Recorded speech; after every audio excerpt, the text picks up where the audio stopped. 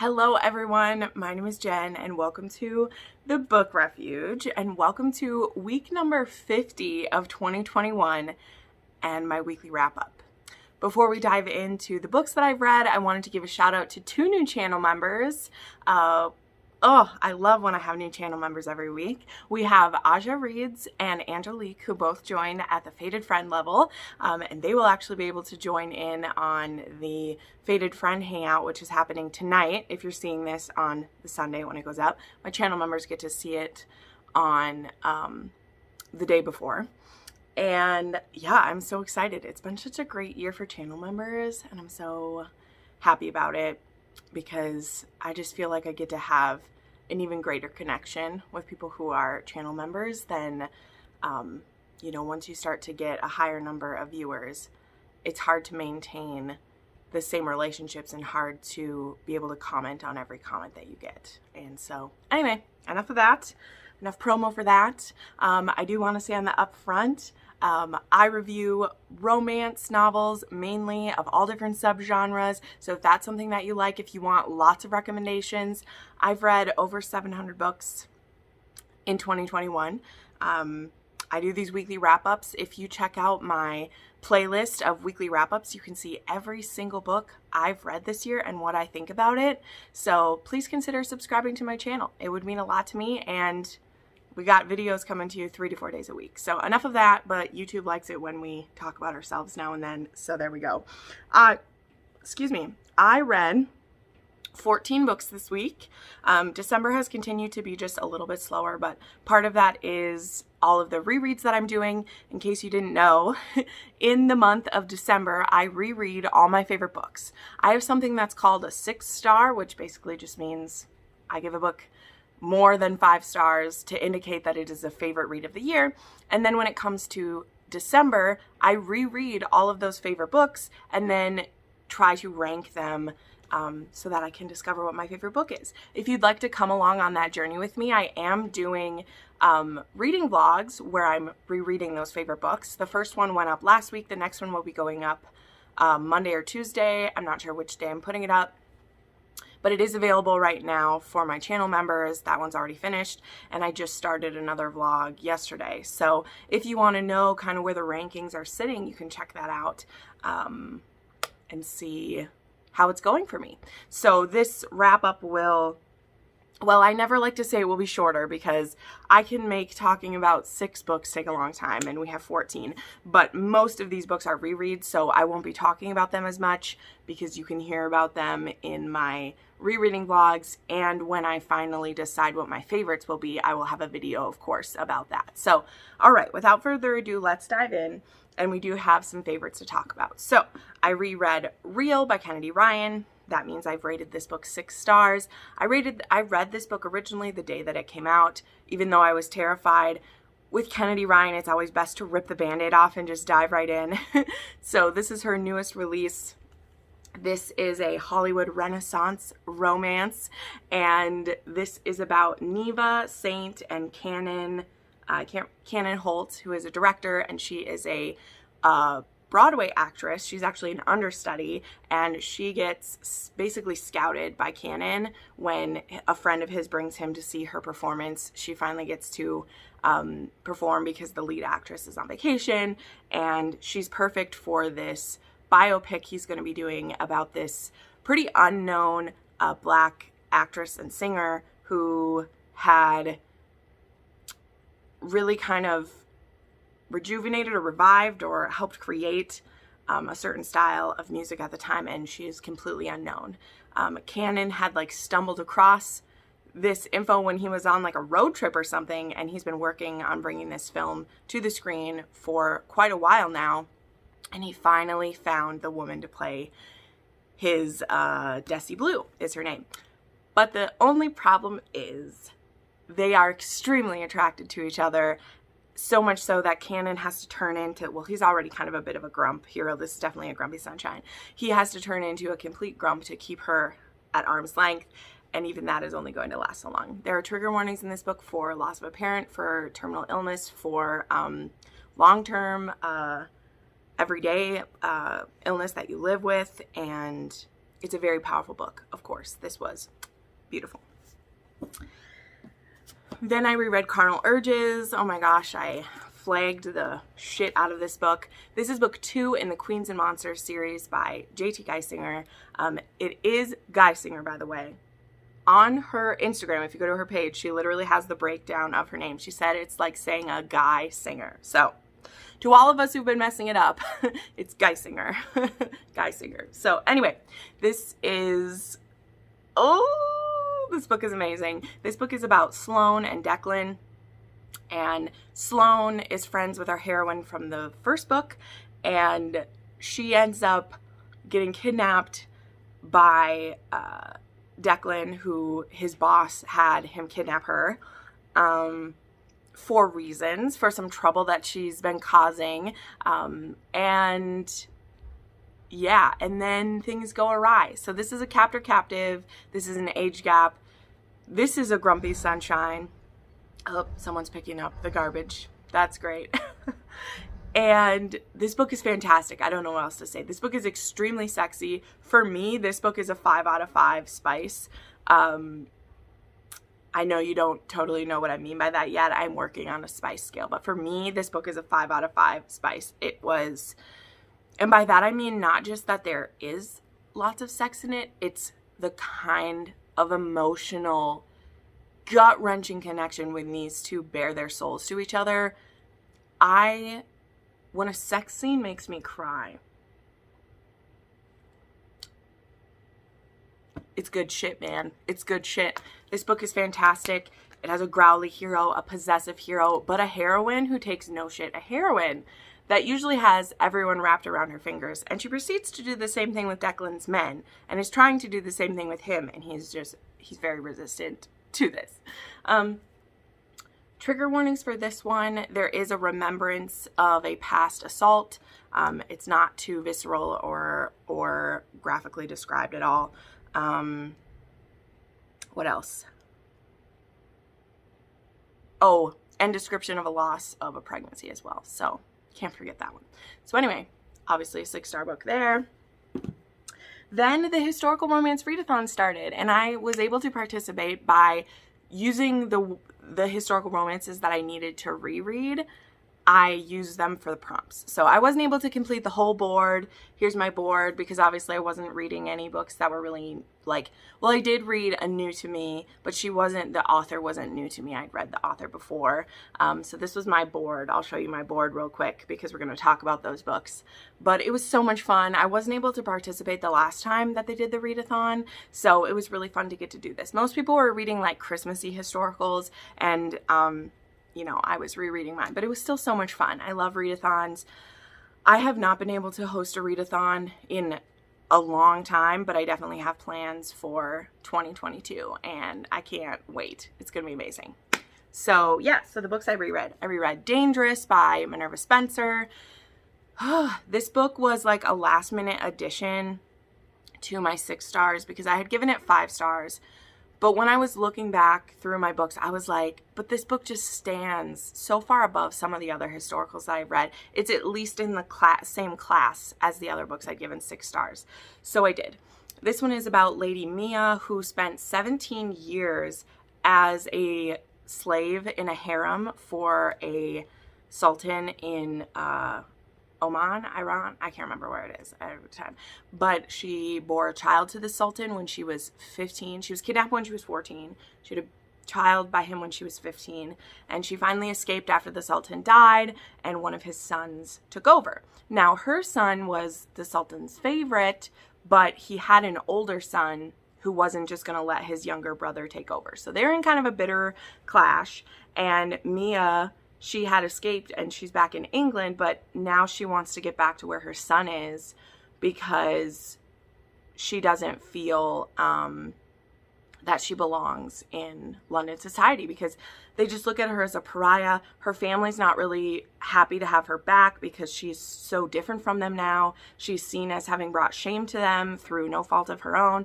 But what I love about this heroine is she refuses to own that. She refuses to see anything wrong with how she had to live and what she had to do to survive, and I fucking love that. And then we have our hero, Adam de Courtenay, who is called the Murdering Marquis because his previous 2 wives died. He has 3 children, 3 daughters that he keeps out in the country. He kind of keeps himself separated from them, but he needs an heir. And so when Mia's father invites him to kind of her, like, they're trying to find a husband for her, she kind of scopes him out as a good potential husband. And she actually opens up to him mostly about what happened to her. And says, like, I just want a husband who's not going to harass me or try to boss me around.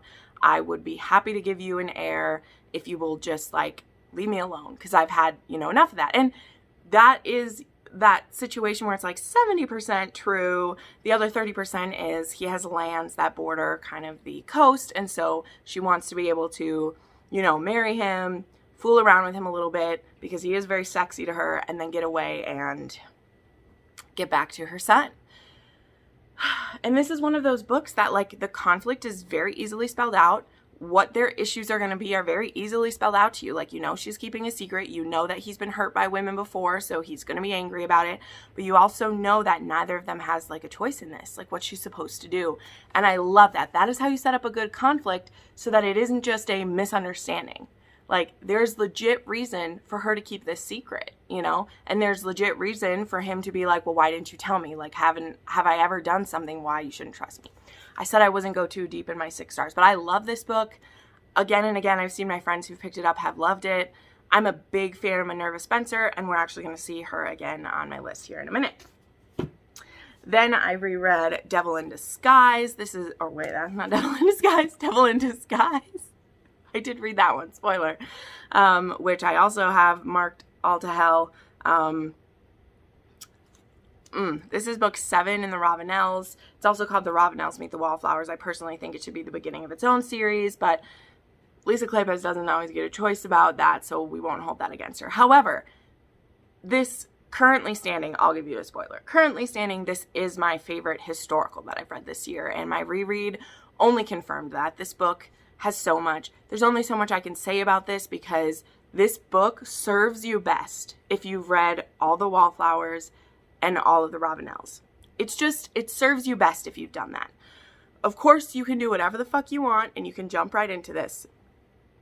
But if you have read those books, this book will have an impact that is compounded because you will know the history of these characters, okay? This is kind of like a second generation of the Wallflowers. Well, not kind of. It is, because Merritt Sterling, she is the widowed daughter of Marcus and Lillian. Sorry, I just forgot. The Earl of Westcliff. And she has been running her late husband's shipping company. One of her brothers helps her out. She's the oldest child.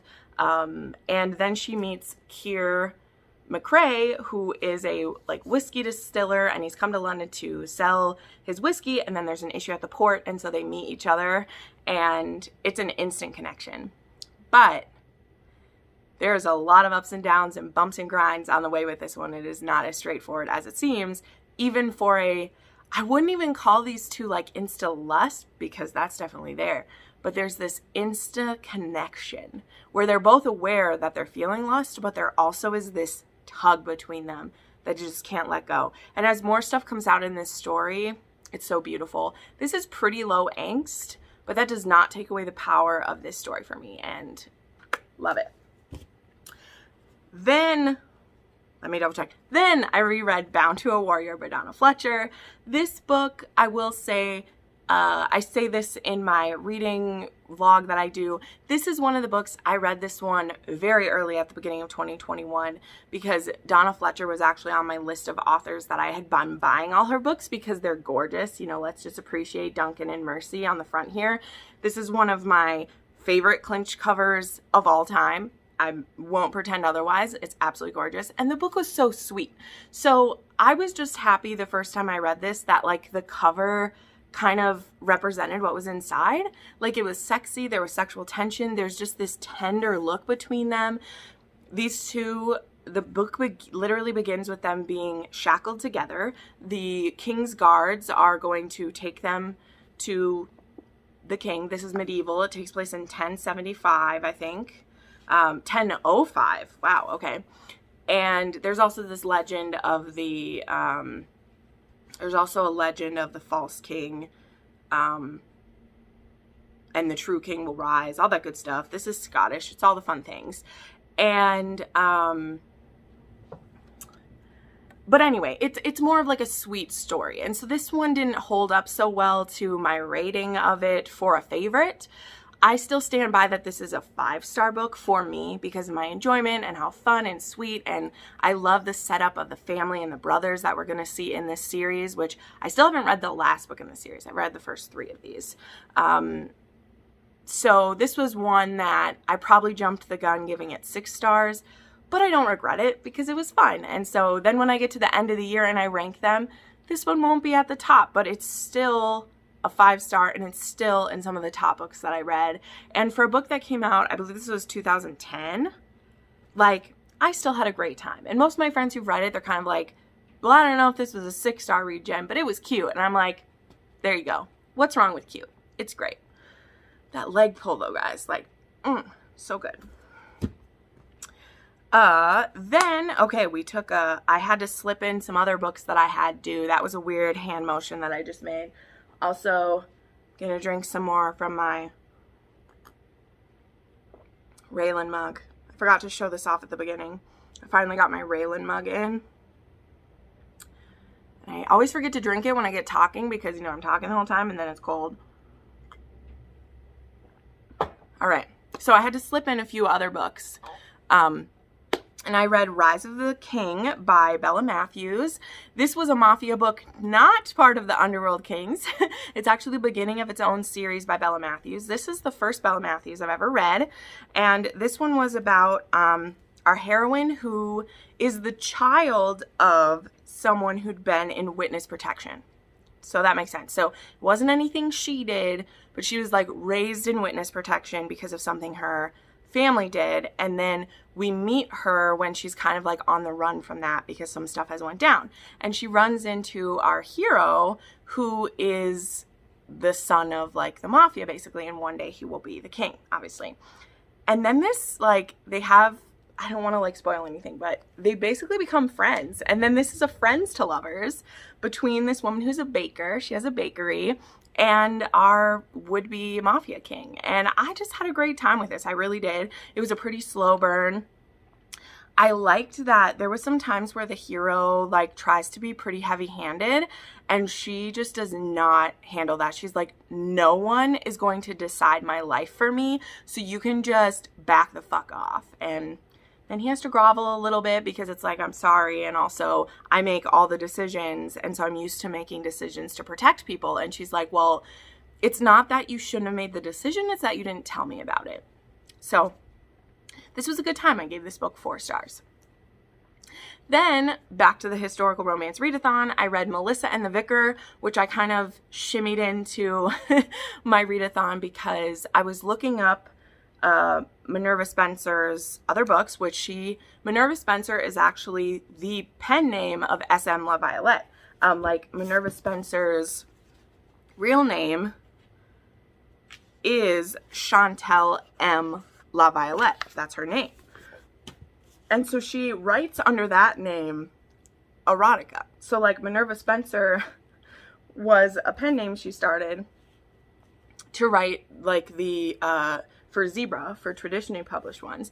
And then S.M. LaViolette, she writes historical erotica and historical erotic romance. So she has like 2 different ones. And I'd actually read her historical erotica before and I liked it, but it wasn't my cup of tea because it was more erotica than romance, and the characters made me want to hurt them a lot because they were so frustrating. But I decided to start Melissa and the Vicar because I found out that this one is a brothel owner, Melissa, and a vicar named Magnus, who is a virgin hero. He's 24 and she is almost 30, I think. So like the age gap is there, but the age gap isn't what's keeping them apart.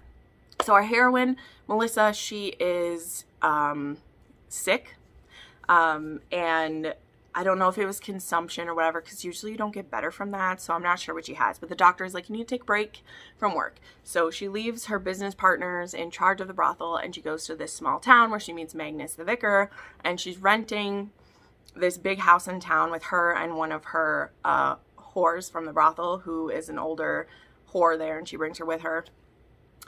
And they start to fall for each other. And when Melissa is kind of outed for who she is, she of course is like, well, I better leave and go back. And our hero, he kind of shows that he's not the pushover, sweet, innocent vicar that he seems, just because he was a virgin and was saving himself for the woman he wanted to be with. Because he's not celibate. He didn't need to stay celibate, but he was waiting for one woman, and he wanted to be able to be only hers, which I can absolutely empathize with him for that. And he feels a lot of feelings when he finds out what's going on. So, this book, I maybe didn't say it in my reading vlog, so I'll say it here. This book reminded me a lot of Redeeming Love, which is one of my favorite books ever. It is a religious historical romance. It is. However, when Francine Rivers wrote that book, sorry that I'm doing a side detour, but I'll tell you why. When she wrote that book, she had just recently come to her faith. She had been writing other romances before that. She wasn't a Christian until later in life. And when she became a Christian, she was very frustrated by a lot of hypocrisy that she saw, and she felt her relationship with God was strong, but not with like other believers, which again, I empathize with this. And so when she wrote Redeeming Love, it was from a place of kind of trying to understand God's love and how it is stronger than a man's love and like all these things. And it's about a prostitute who marries this man. He's not a vicar or a pastor, but he's a religious man who wants to love her and give her life. Anyway, enough about that book. This book reminded me of that a lot, except for being a vicar, the religious tones in this are not overpowering. And we still get to see like that hypocrisy within religion shown in this book, as well as, definitely more of like a dramatic thing. But there was definitely that whole like, Melissa was pushing him away and trying to hurt him with her sexuality by like showing that she's bisexual. She's been with women before. She likes to fuck men. She like all these things, some of which aren't necessarily true, but she tries to shock who she thinks is this innocent man to try to disgust him so that he will leave her. Even though she loves him and doesn't want him to leave her, she is trying to force him away. And he just continually is like, no, you are the love of my heart. No matter what you've done, no matter what you say, no matter how you try to hurt me, I won't leave you. And that, written by a romance author, was very powerful, especially because that's the part of Redeeming Love that I so deeply connected with, is that in that book, Michael Hosea, he won't give up on Angel. And in Melissa and the Vicar, Magnus won't give up on Melissa. No matter how she's trying to cut at him, he won't give up on her. And I love that. But I did give this 4 stars because though Magnus and Melissa were great, some of the other stuff was not my favorite. But this is book 1 in a trilogy called The Seducers, and her 2 other like business partners also get books, and one of them is Joss and the Countess, and the other one is Hugo and the Maiden. And I very much want to read those because book 2 is a bodyguard romance. Joss is like a bodyguard from the brothel, and Hugo, he is actually a prostitute, a bisexual prostitute. And yeah, so I want to read those for sure. Okay, then then I read A Scoundrel of Her Own by Stacy Reid.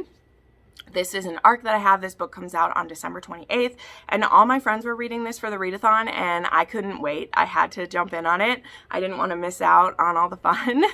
And so I read this one, and I gave it 4.5 stars.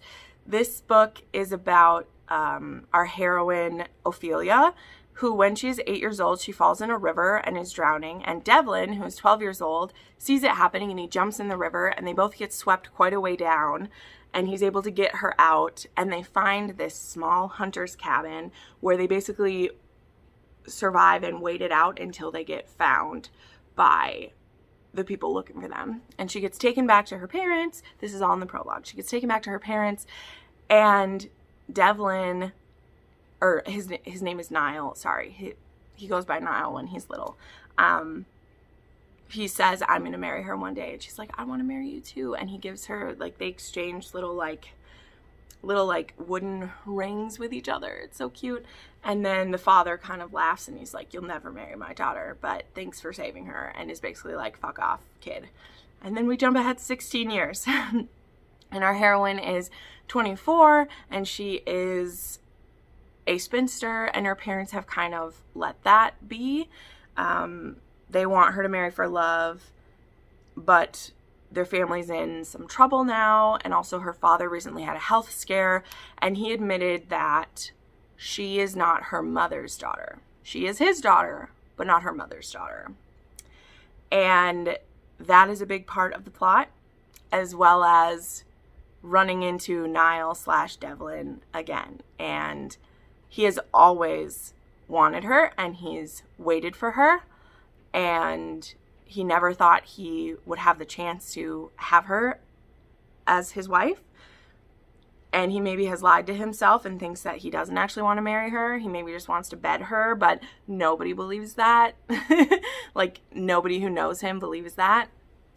And yeah, this story was really beautiful. Like, really. I gave it 4.5 stars, and the thing that held me back from it is that there's two things. Number one, her parents, who are written as, like, loving parents, but because she loves them so much, and we see these moments that are sweet between them. It's not like she's blinded to her parents' like faults or anything, but then her parents are so frustrating, and then I didn't feel any satisfaction with them at the end. And then also, in my opinion, there is an underlying plot that is running a lot of this book. In my opinion, it's a big part of the book, okay? It's a big part of the book. The secret that her father reveals to her when he thinks he's going to die. And then as we go through the story, it's something that, like, Devlin is, like, helping her with, and it's there. And then when we have a conclusion to that, it was just over. And it did not feel satisfactory to me that we spent the whole book trying to reach that, and we didn't do it. However, the reason this is a 4.5 star is because Devlin is one of the best heroes in a historic romance that I read this year specifically. Besides Devil in Disguise, this might be my favorite new release of the year, compared to a lot of historicals that came out that I just didn't love at all. And yeah, it was very powerful and beautiful, and I loved it. I just couldn't quite forgive it for a couple of those things, because it's like, well, why did you lay them so heavily? If they weren't going to be so important, then maybe we shouldn't have. Literally in the last chapter, some of that stuff is happening, and then in the epilogue it was just all like, oh, it turned out fine, it's great.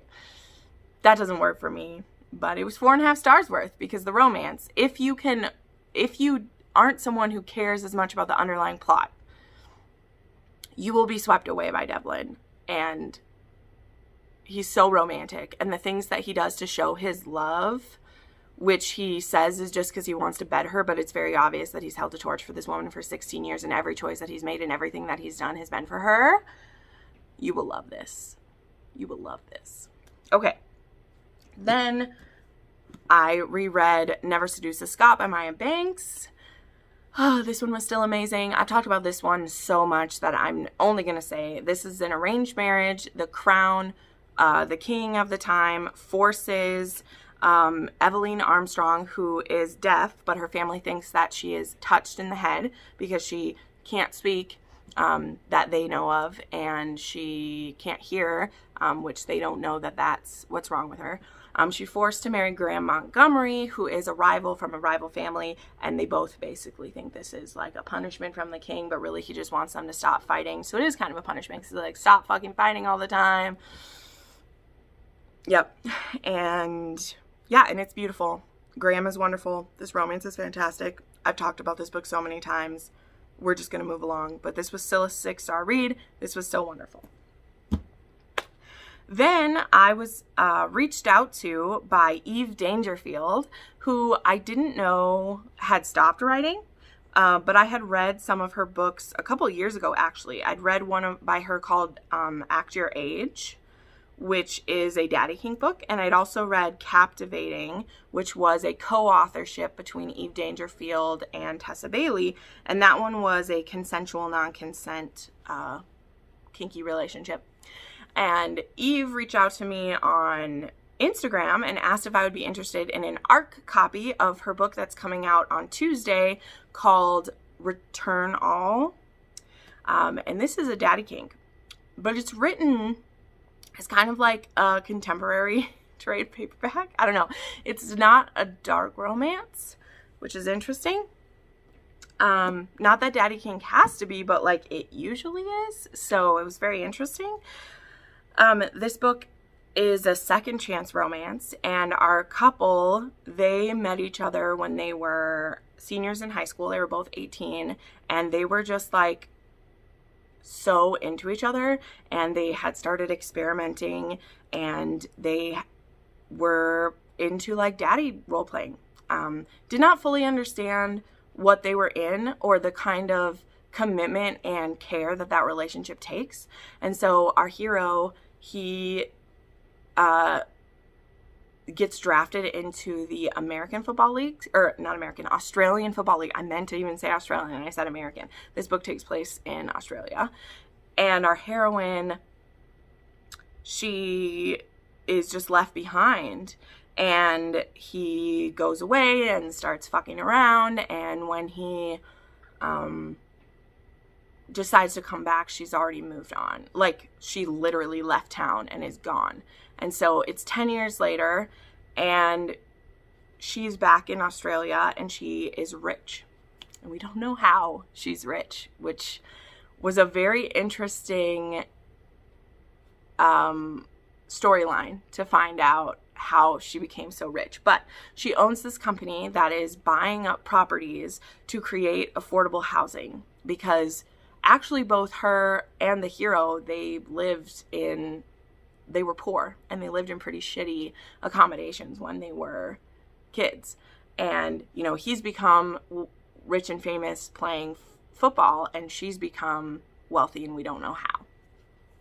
But he runs into her again because he's actually bidding on a house that her company is buying.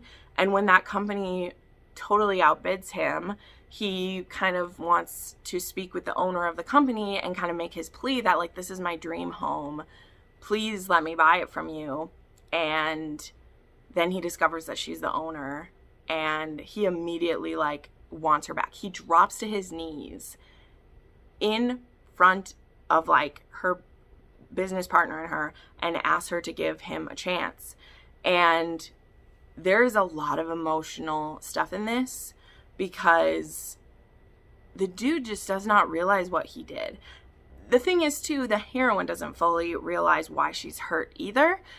But as someone, not that I'm all wise and level-headed, but as someone who knows what the dynamic between a, like, daddy and his sub are, I know that the reason she feels this way is because he just abandoned her. And he was 18 and she was 18. Like, this isn't an age gap daddy kink. This is like, we're the same age, but this is our dynamic between each other. He was an inexperienced kid who they were playing with fire by throwing around daddy and baby girl and shit when you don't understand the deep connection, the safeguards you have to have in place. And I don't just mean a safe word. I mean the communication that needs to be in place if you're going to trust someone to be your daddy is intense. So basically, the hero has a lot of groveling to do, and the heroine has changed. You know, like, she still has those desires to be, like, dominated and that, but she doesn't want to call him daddy anymore, not even in play, because she was betrayed last time, and she doesn't even know how to articulate that. And yeah, there was a lot of stuff that had to be worked through, and I think the biggest frustration is that the heroine doesn't understand why she was hurt. She makes it as simple as, like, you abandoned me. And it's like, yes, but there's more than that. It isn't just the fact that your high school boyfriend left you. It's that you'd been more vulnerable with him than anyone else because he was your daddy. And he just left. And not only did he leave, he fucked his way through Australia. And you were supposed to stay at home and wait for him. Like, However, I still did love this book. Well, not love it. I liked it quite a bit. I gave it 4 stars because when the hero finally gets it through his fucking head what he did, because, like, he knows he's wrong. Like, the thing is like, he's groveling, but he's only groveling at half-mast. Like, he doesn't realize the second part of why he should be groveling, right? And again, the heroine doesn't know enough about herself to explain the why. So I gave this 4 stars. I think if you like daddy kink, this is a very interesting book because it isn't just about all the sexiness and the eroticness that comes with it. This one really is like how you could fuck up a dynamic and why it's important that the communication is in place. And yeah, so this was good. Then I reread Devil's Bride by Stephenie Lawrence. This was the last book that I did for the historical romance readathon because I was getting a bit burned out with all my historicals. And this one particularly, this was tough because Stephenie Lawrence writes a lot of extra stuff in her books. And they're very much like mysteries. They very much have a side plot that is very important to the story. And the audiobooks are amazing. The thing is, when I read this originally, this was the first Stephenie Lawrence I'd ever read, and it was the first Sinster book that I'd ever read. So I didn't have any expectations. I thought the heroine was amazing. I thought the hero was so, like, growly and grouchy and dominant, and I loved it. And that is still true. The only thing is, I've read 7 of these books now, and they're all that way. And they're all pretty overwritten, and they all have that same kind of hero in them. So this book, that was a 6-star book for me, and honestly, it still is. Like, their romance is amazing.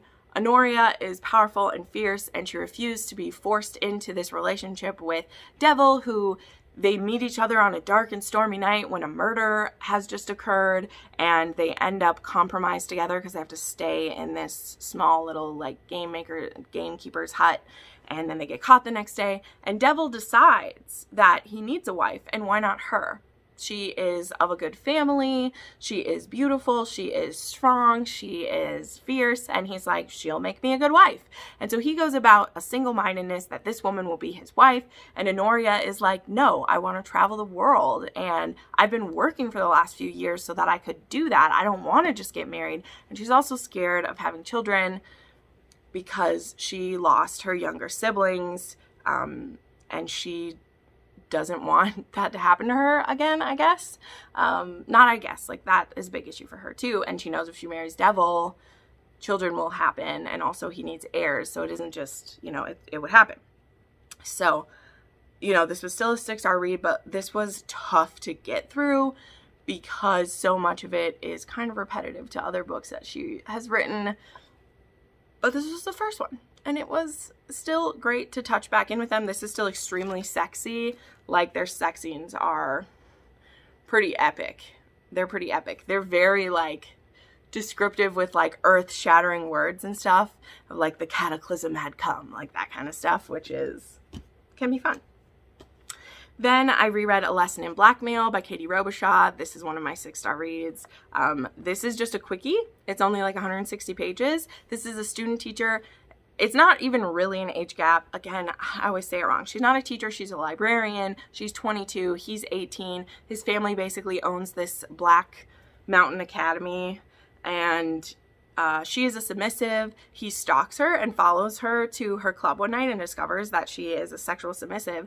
And so he blackmails her into bringing him to her house and explaining BDSM to her. And he's like, oh my God, I have been holding back my entire sexual career, which I'm like, okay, buddy, like 3 years or something, because he is afraid that, like, he likes pain when he's having sex, and he's, doesn't want to do that to an unsuspecting woman. And then he hears about what BDSM is and is like, you mean there's women that actually want this and that I wouldn't be hurting them, I'd be pleasing them? And she's like, yeah. And he's like, is that something that you like? And she's like, yeah. So then he goes about like learning about what it is and how to be a dominant. And I love stories where a submissive is like teaching the dominant like how to be a dominant and like what they specifically need as a submissive. And I really like that because it's almost like, you know, it's like having your own personal dominant who's custom made for you, because all of his kink and like enjoyment is built around what you like. And I just love that. So this book held up better than I thought it would. So I was really glad for that. Then I read Sink or Swim by Annabeth Elvert. This is an arc. This one doesn't come out till February, but I really wanted to read this. And so yesterday when I had a migraine, I decided that I would reread this or I would read it for the first time. I read Sailor Proof last month, which is the first book in this series. I think, is the series called Shore Leave? I think it might be called Shore Leave. But one of the heroes, Calder, he is the best friend and brother of the couple from the first book. He's the older brother of one of the men, and he's the best friend of the other. Anyway, that one was a brother's best friend romance, a gay romance. And this one, Calder has just won a cabin in a game of poker. He doesn't even play poker that seriously, but one of the guys in the game, he had the keys to his cabin. Well, it turns out that that cabin isn't his to gamble. It's his ex-husband's. And so Calder is going to check out this cabin, and Felix and his two nieces, who he is the guardian of, they show up for the weekend. And it turns out that Calder, like Felix, this is his family cabin that his grandfather built with his own two hands, and his ex-douche of a husband had lost it in a poker game. And so Calder, it of course is a snowstorm. This is a snowed in romance. He has like sprained his ankle and bumped his head, and it's snowing, and so he has to stay for the weekend. And Felix is very guarded. This is a bit of an age gap, but it's not the kind of age gap one where you're like, it's a huge plot, because Calder is, I think, like 31, 32, and Felix is like 42 or something like that, so it's not a huge deal. But what more of the deal is that Felix is a single dad. He's a single dad to his nieces, and Calder has said that he doesn't, you know, want a relationship, and Felix doesn't either, because he was a romantic once, and when he needed to adopt his nieces, like, his husband couldn't handle it. And that's not the only reason that they didn't stay together, but it was part of it. But the chemistry between these two is amazing, and there is some absolutely beautiful sex scenes in this book. Lots of discussion about, like, orgasms don't have to be the goal of intimacy, and Calder has always felt like he needs to perform for people, and it's very difficult actually for him to orgasm, because he always feels like he is on display, and because he is like a bigger, stronger guy, he's supposed to be the one in charge of the sexual experiences he's bisexual, so both with women and with other men. Other men usually like him to be the one fucking them, and he's supposed to be the one who's giving the pleasure, but it's difficult for him to orgasm, and people get impatient with him, and so he generally can't come with a partner. And there are some scenes in this where they're just cuddling, and they spend so much time just touching and snuggling, and when things come to fruition, pun intended, Felix is able to help Calder just let go, like literally and physically. He's like, if you don't feel like you have to come from this, I'm not going to feel offended that you can't. And if you're okay with me coming, then let's just be together. Like, there doesn't have to be an end goal for this. And it's so beautiful. Like, oh my God, so beautiful. And the more time and situations where because there's some situations where they end up keep seeing each other, Felix is still very worried that Calder doesn't want a committed situation, and Felix first doesn't want a committed thing, and then he's like, but if I did, like, I have children, like, I need you to stick around if you're going to stick around, kind of thing. So, but this was very low angst. It was very romantic and sweet, and I gave it 5 stars. I'm very excited for this book to come out, and I'm very excited for more in this series. And I need to read more Annabeth Elvert. I have more of her books, and I want to read her other military romances that are gay romances. I really want them. And then the last book I finished late last night. I didn't even mean to finish this book. I started it and then I couldn't stop. And I read Loving the Mountain Man by Ariana Anders. This is the Smart Women Read Romance. It's their book club pick. They have a Patreon book club that I'm a part of. And I was like, oh, I just need to start one more book before I go to bed. Well, it was only 210 pages. It was basically a novella length. And I couldn't stop reading it. This is also a forced proximity. Like, it takes place over Christmas. She's going to a work party at this mountain chateau. And her boss didn't tell her that it was canceled because of the weather. And so she shows up there and no one else is there. And then he starts getting handsy with her and she's trapped in the chateau with him. So she runs out of there. She gets in her car and because she's not thinking rationally, she goes off the road, off a cliff. Like, she hits the fence there and is like dangling. And then our hero, he actually has a cabin like not that far and he hears the crash of her hitting the like guardrail and stuff, and so he goes down and he rescues her.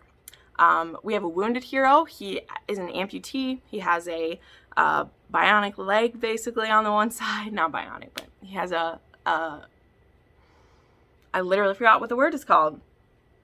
Prosthetic. There we go. He has a prosthetic leg and 2 dogs and a small cabin. And they get stuck there over Christmas. And it's very sexy. It was wonderful. Steamy. I gave it 4 stars. I wish it was longer.